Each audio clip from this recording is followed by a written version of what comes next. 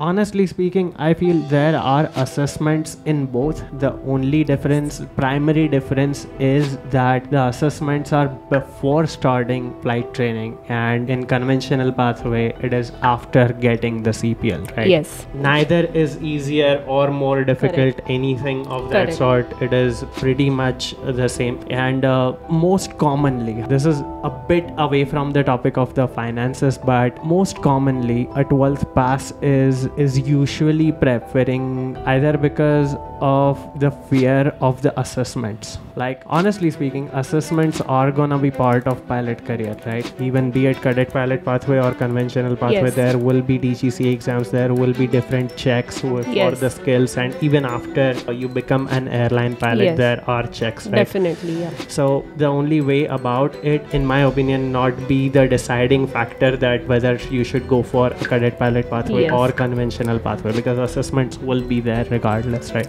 Some people think that they have a choice to go for a cadet pilot pathway, but it is not up to a candidate whether you can choose the cadet pilot pathway. It is up to an airline to select you as a cadet pilot, and then your preparedness to spend that amount. Yeah, a candidate can choose to appear for the assessment, right? Definitely, yes. I mean, before the cadet pilot program have come up, the people, like you did your conventional, right? Yes. So there are people who got the job through the conventional pilot because it was the method which was only method to get a job into the airline. Yes. Because the cadet pilot program has started couple of years ago, so now people have assumed it ki if you get into a cadet pilot program, you have got the job and your life is set and everything is done. But if you get into a cadet pilot program, you get a letter of assurance. It's not a job guarantee or something. What it states is like if you clear all the tests within the standards which company have set, then you get a job into that airline depending upon the requirement of the airline. Yeah, it's a subjective job offer, or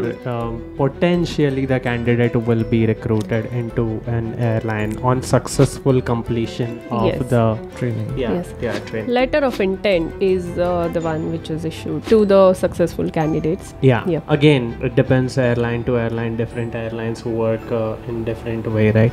Yeah. Talking about the CPL, then when we consider about conventional pilot program, of course it will be dependent on whether you do your flying in India or abroad. As you discussed that living cost is different, it will cost about 40 to 50 lakhs for your CPL. So when we think of financing for this much amount, you can either go for asking parents, as you said, and then if you do not have that much amount in possession, then go for a bank loan. But of course you need to keep a buffer. You cannot have